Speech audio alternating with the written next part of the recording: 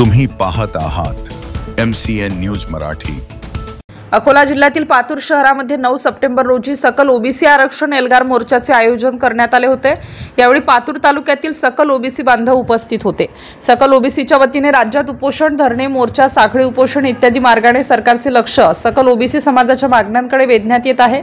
ओबीसीच्या वतीने राज्यात विविध मागण्यांचे निवेदन पातूर तहसीलदार यांना देण्यात आले।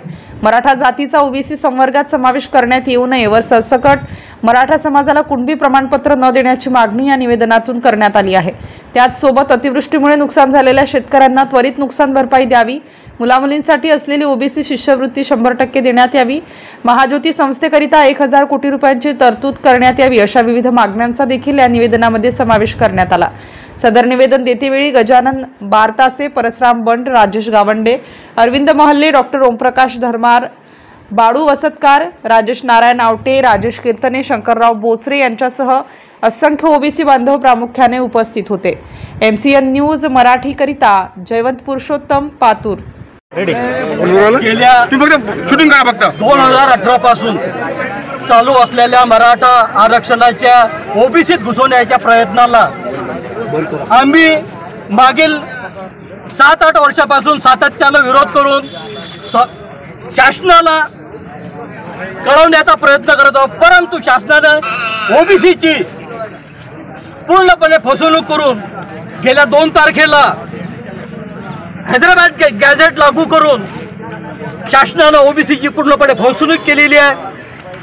त्यांना आरक्षण फक्त शिक्षण किंवा रोजगारात नको, त्यांचं दुखणं वेगळं आहे।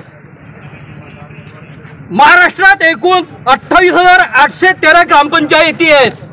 ओबीसी आरक्षणानुसार 7,780 सरपंच हे ओबीसीतील आहेत, ते त्यांचं दुखणं आहे।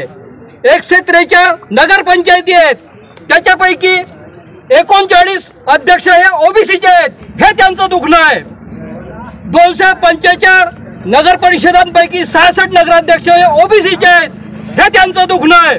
28 महानगरपालिकांपैकी 8 महापौर हे ओबीसीचे आहेत, हे त्याचं दुखणं आहे। 34 जिल्हा परिषदांपैकी 9 अध्यक्ष हे ओबीसीचे आहेत, हे त्यांचं दुखणं आहे। 351 पंचायत समित्यांपैकी 95 सभापती ओबीसीतील आहेत, हे त्यांचं दुखणं आहे।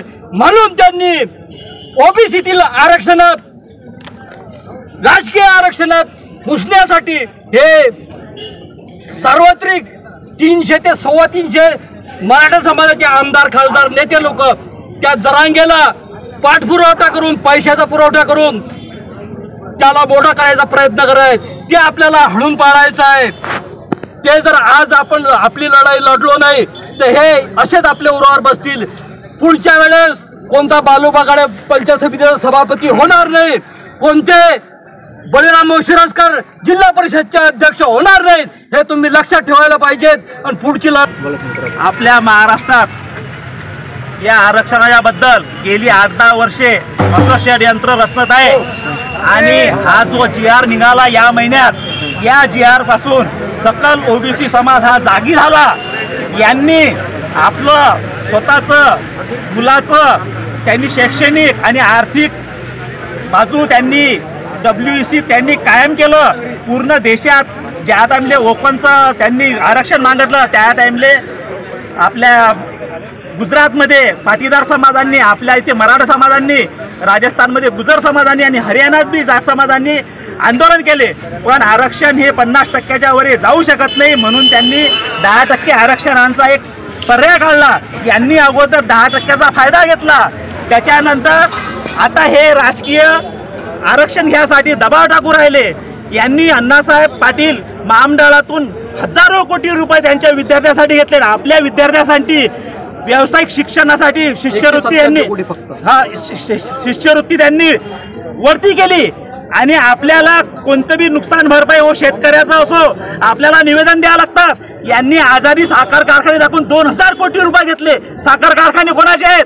तुमचे आमचे कोणाचेच नाहीत। आता आपण जागी झालो, त्यांनी जसं आंदोलन करून दाखवत त्याच्यापेक्षा आपल्याला भयानक आंदोलन करून दाखवायचं। आपल्याला कोणत्या हालतीत रस्त्यावर उतरल्याशिवाय पर्याय नाही। सध्या बाळासाहेब आंबेडकरांनी या GR बद्दल सांगितलं हे फसवणूक आहे। सर्व ओबीसी समाज हा रस्त्यावर उतरा, आंदोलन करा आणि तुमचं हक्काचं आरक्षण जे आहे ते घ्या, एवढंच बोलतो. जय